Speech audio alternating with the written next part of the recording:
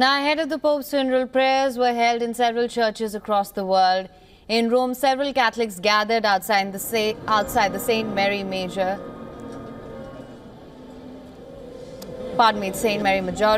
for a special rosary prayer. Further, hundreds gathered at Sarajevo Cathedral in Bosnia to pay homage to the late pontiff, as pictures of Pope Francis adorned the walls of the cathedral. In addition, dozens of Catholics took part in the vigil held in memory of Pope Francis at Notre Dame de la Garde in France's Marseille. In the capital, Paris, French Prime Minister François Bayrou took part in a solemn mass for Pope Francis.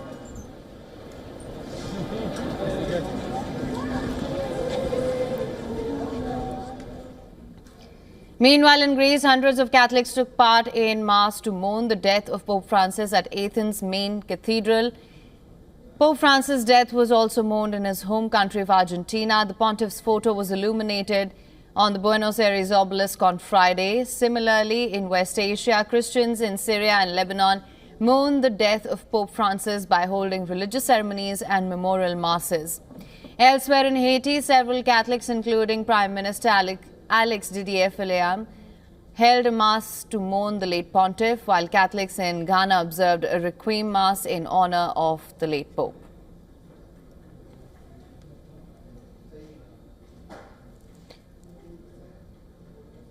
Now, for more on this, we're being joined live by Dr. Glenn Diesen from Oslo. He's a professor of international relations at University of Southeastern Norway and an editor at the Russia in Global Affairs journal.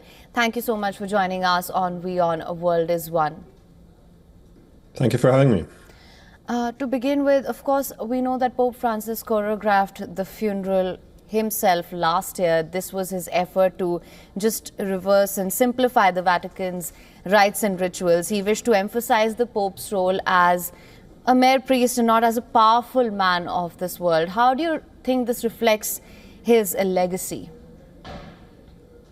Oh, I think it fits him well. From my understanding, he didn't want to be buried as the other popes either. He wanted, again, the poor to have a significant place. And I think this falls within his legacy. He somewhat did things differently. But also, I think it was quite important that he will be remembered as a man of peace as well. That, he didn't only care for the weak and the vulnerable, but also made his effort to push for empathy and peace in the world. Right, and on that note, of course, we know that various state leaders are in attendance as well. Donald Trump is in Rome as well to pay his final respects to the Pope. This despite them having several differences of opinions as well, especially with regards to his crackdown on migrants. We also know that the Pope at some point also went as far as to say that anyone who would build a wall and keep the migrants out is not Christian. That being said, we also know that it will be prisoners and migrants who ushered the Pope into the Basilica where he will be buried. How do you assess this message here? Well, it's an interesting one, and makes also the whole politics of it quite complicated because, well, at least in the political West, there's often a tendency to frame all political decision-making and all power politics in the framework of humanitarian values, democracies. So this is how all politics is now framed. And what is fascinating is that again the Pope took a similar view. That is, he wanted to human rights and to be at the center, but of course divorced from politics. So you didn't necessarily see that the political corruption of human rights and these values. So for that reason, I think he often came a bit in if not conflict, tension. We saw this some tensions with the Americans over the border wall. We saw it with Israel, given that he expressed too much sympathy for the Palestinians. We saw it also in Ukraine, that he didn't want to divide the world into good versus evil, but he wanted to prioritize mutual understanding and peace. So I think, that's part of the, I guess, a political legacy, if you will. Right, and of course, just talking about his legacy, how might the legacy of late Pope influence the direction the Church takes next? It's on this I don't really have a good answer. It all depends where they're going next from this. It's always been a bit of a difficult position, because to what extent should the church just be a guidance for morality, or should it lean in on politics? Because again, politics is very much intertwined with morality, and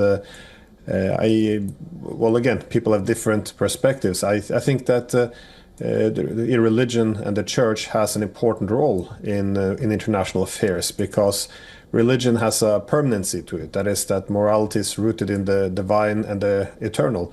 In other words, it can't be changed. This can be, some would argue this could be negative, but it's also positive, as it prevents moral relativism. There's also an argument from Friedrich Nietzsche to Fyodor Dostoevsky, because I guess in these days you see, for example, that with diplomacy, it used to be path to peace. Now it's appeasement. Mutual understanding was a virtue. Now it's presented as legitimizing evil. We used to argue sending weapons to countries of war was bad. Now it's good. Peace used to depend on the avoidance of war. Now war is the path to peace. So morality can always switch, be argued this way or that way, and we can end up with this moral relativism.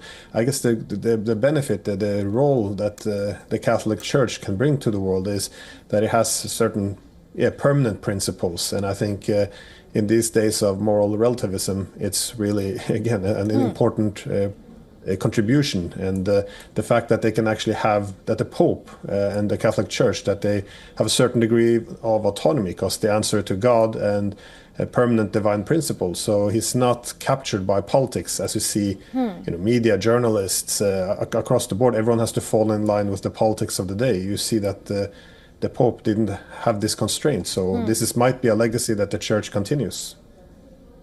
Right. Dr. Deason, you've, of course, touched on some pertinent issues there.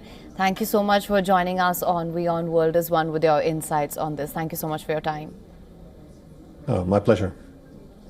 For latest news, download the WION app and subscribe to our YouTube channel.